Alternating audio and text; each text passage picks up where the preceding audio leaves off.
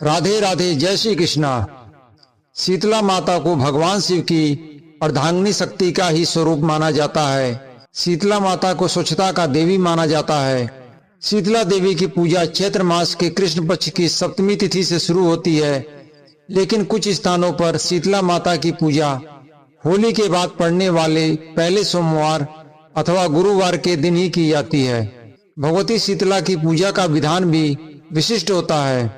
शीतला अष्टमी के एक दिन पहले उन्हें भोग लगाने के लिए बासी खाने का भोग यानी बसौड़ा तैयार कर लिया जाता है। अष्टमी के दिन बासी पदार्थ ही देवी को नैवेद्य के रूप में समर्पित किया जाता है। शीतला अष्टमी का व्रत और पूजा करने से साधक को आरोग्य होने का वरदान प्राप्त होता है।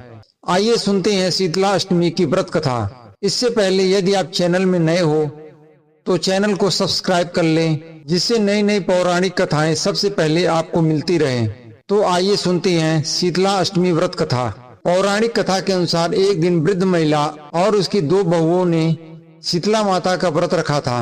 दोनों बहुओं ने व्रत के नियम के अनुसार एक दिन पहले ही माता शीतला के भोग के लिए भोजन बनाकर तैयार कर लिया, लेकिन दोनों बहुओं के बच्चे छोटे थे। जब वह दोनों शीतला माता की पूजा करके घर लौटी तो दोनों बच्चों की मौत हो चुकी थी। दोनों बच्चों को मृत अवस्था में देखकर दोनों बहुएं जोर जोर से विलाप करने लगी। इस घटना के बाद उनकी सास ने बताया, यह शीतला माता को नाराज करने का परिणाम है। इस पर उनकी सास ने कहा, जब तक यह बच्चे जीवित न हो जाएं, तुम दोनों घर वापस मत आना। सास के कहने पर दोनों बहुएं अपने मृत बच्चों को लेकर इधर उधर भटकने लगी। तभी उन्हें एक पेड़ के नीचे दो बहनें बैठे मिली, जिनका नाम ओरी और शीतला था। वह दोनों बहनें गंदगी और जू के कारण बहुत परेशान थी। दोनों बहुओं ने उनकी सहायता करने के लिए दोनों बहनों के सिर से जुएं निकाली, जिससे शीतला और ओरी ने प्रसन्न होकर दोनों को पुत्रवती होने का आशीर्वाद दिया। इसके बाद दोनों बहुओं ने अपनी सारी व्यथा उन दोनों बहनों को बताई। दोनों बहुओं की बात सुनकर शीतला माता अपने स्वरूप में प्रकट हुई। उन्होंने बताया, ये सब शीतला अष्टमी के दिन ताजा खाना बनाने के कारण हुआ है। दोनों बहुओं ने माता शीतला से क्षमा याचना की और आगे ऐसा न करने के लिए कहा। माता शीतला ने प्रसन्न होकर दोनों बच्चों को पुनः जीवित कर दिया। इसके बाद दोनों बहुएं बड़ी प्रसन्नता के साथ घर लौट गई और तभी से विधि विधान पूर्वक शीतला माता की पूजा और व्रत करने लगी। एक और कथा के अनुसार एक राजा था।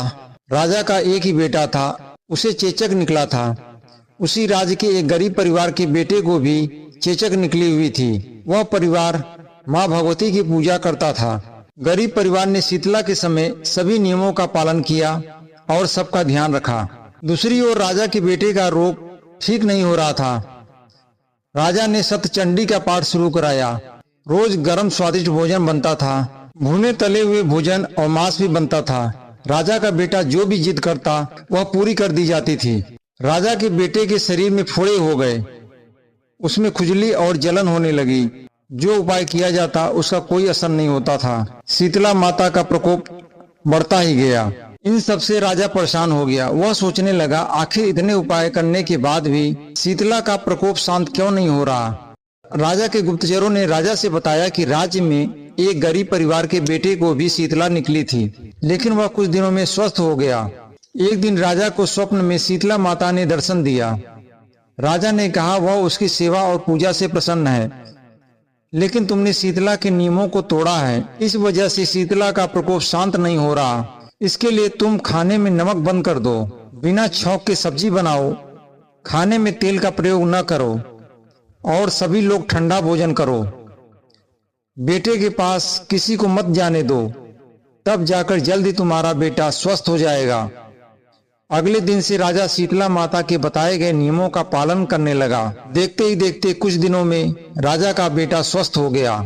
माता शीतला आरोग्य की देवी है। उनकी पूजा अर्चना करने से सभी रोगों से मुक्ति मिलती है और जीवन में सुख समृद्धि बनी रहती है। ऐसे में भक्त लोग शीतला अष्टमी पर सच्चे मन से माता शीतला की पूजा अर्चना करते हैं और उनके नाम का उपवास रखते हैं। वहीं शीतला अष्टमी की पूजा करते समय व्रत कथा सुनने का भी विशेष महत्व है।